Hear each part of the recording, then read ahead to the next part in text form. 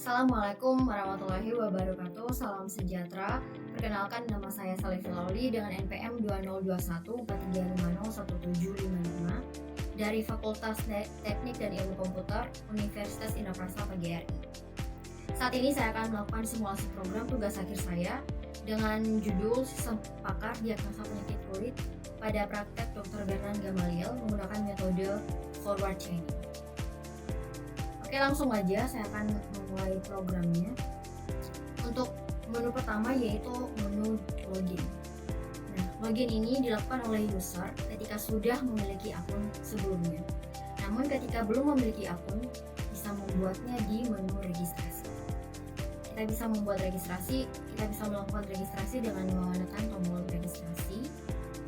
Nah, untuk registrasi di sini kita harus mengisi username, password, dan juga nama.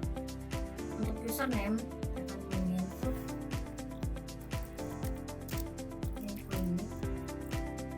Untuk password 12345667.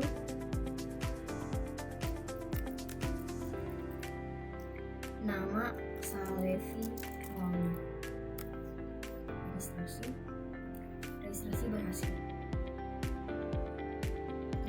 Untuk login ke dalam sistem, kita harus melakukan login kembali dengan username dan juga password yang sudah kita regis sebelumnya.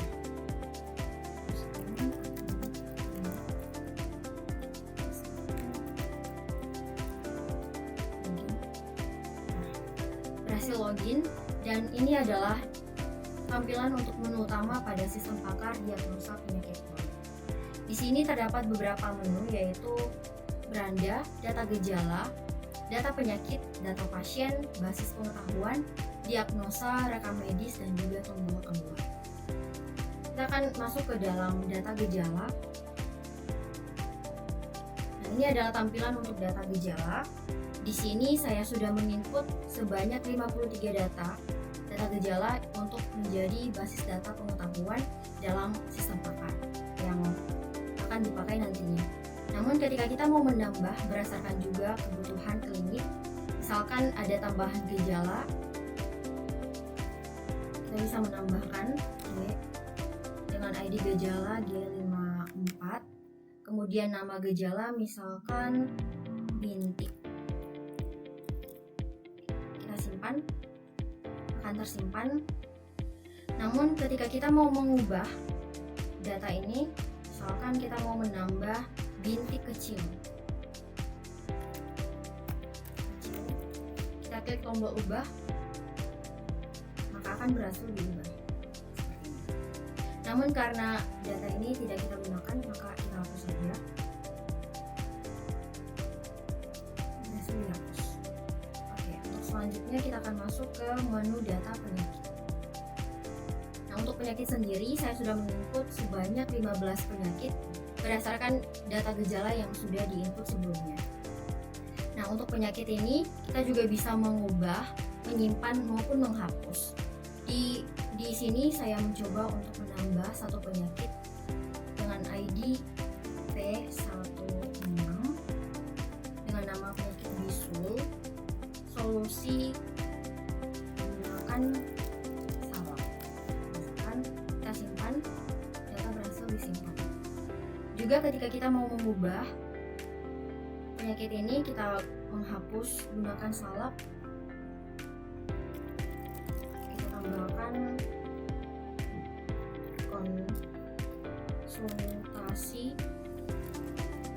konsultasi dengan dokter.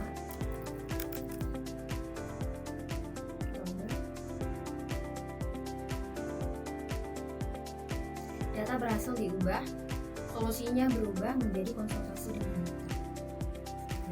Namun karena ini tidak kita gunakan sebagai basis data pengetahuan, maka kita akan menghapusnya. Oke, untuk menu selanjutnya kita akan masuk ke menu data pasien. Nah, dari data pasien ini kita bisa langsung menuju ke menu diagnosa nantinya. Sebelumnya kita harus menginput data pasien terlebih dahulu.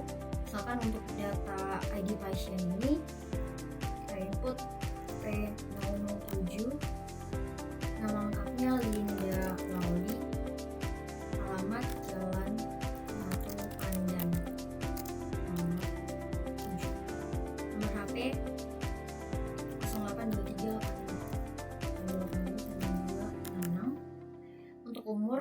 53, jenis kelamin perempuan.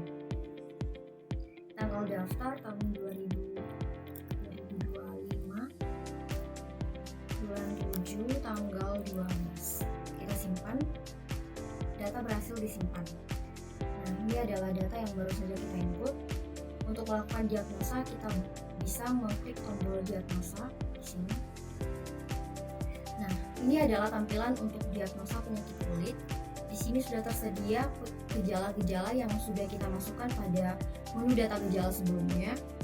Nah, untuk mendiagnosa pasien, kita bisa memilih pasien di sini. Terakhir adalah Linda Lowry. Kita akan memilih gejala yang dialami, yaitu ruam merah, rasa gatal, kulit kering, riwayat bahan alergi tertentu, ruam hanya di lokasi tertentu saja. Untuk mendiagnosa, kita bisa menekan tombol mulai diagnosa.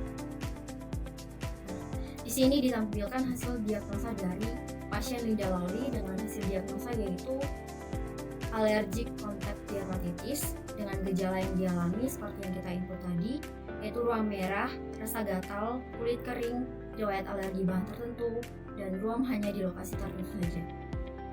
Di sini juga ditampilkan untuk solusi yang bisa diterapkan, yaitu misalkan jaga kebersihan kulit, gunakan pelembab, kemudian hindari menggaruk area yang gatal, dan terakhir konsultasi lebih lanjut dengan dokter untuk resep krim yang jika diperlukan. Untuk hasil diagnosa ini kita juga bisa mencetaknya dengan menekan tombol cetak hasil diagnosa.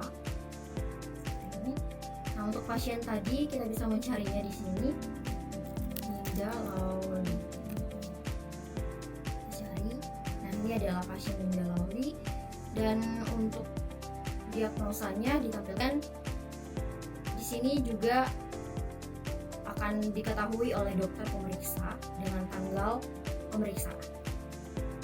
Nah, untuk mencetak laporan ini kita bisa menekan tombol cetak laporan. Nah, cetak laporan ini langsung terhubung dengan printer. Maka nanti ketika melakukan diagnosa dengan pasien, kita bisa langsung mengeprint dan akan tercetak secara otomatis.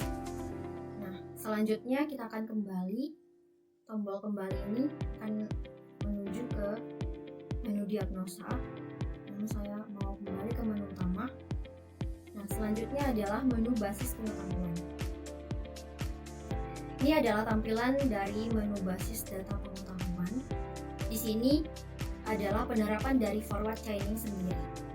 Di sini saya sudah menginput beberapa aturan yang digunakan dari data pasien, dari data gejala dan data penyakit yang sudah kita input pada menu data gejala dan juga menu data penyakit sebelumnya.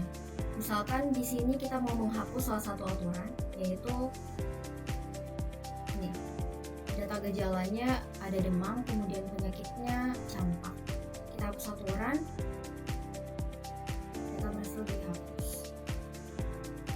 Oke, kita mau tambahkan lagi aturan ini dengan gejala ada demam, kemudian penyakitnya adalah campak. Kita mau menambahkan sebagai basis data nantinya. Tambahkan aturan, data berhasil ditambah. Jadi basis data pengetahuan ini adalah menu yang digunakan untuk menerapkan forward chaining, yang dimana data gejala dan data penyakit saling terhubung. Di sini di mana penyakit itu ditentukan berdasarkan gejala yang sudah ditentukan. Di sini juga kita bisa menambah, mengedit dan juga menghapus aturan berdasarkan kebutuhan atau sesuai kebutuhan nantinya ketika kita mau melakukan diagnosa pada klinik tempat kita praktek. Kemudian kita kembali ke menu utama. Di sini kita akan melanjutkan masuk ke dalam menu rekam medis. Nah, ini adalah rekam medis yang sudah pernah melakukan diagnosa sebelumnya. Misalkan untuk yang terakhir kita diagnosa adalah Linda Lowry. Nah, ini adalah hasil dari diagnosa penyakit kulit dari Linda Lowry. Menu rekam medis ini digunakan sebagai penyimpanan dari pasien-pasien yang pernah melakukan diagnosa pada sistem pakar kita.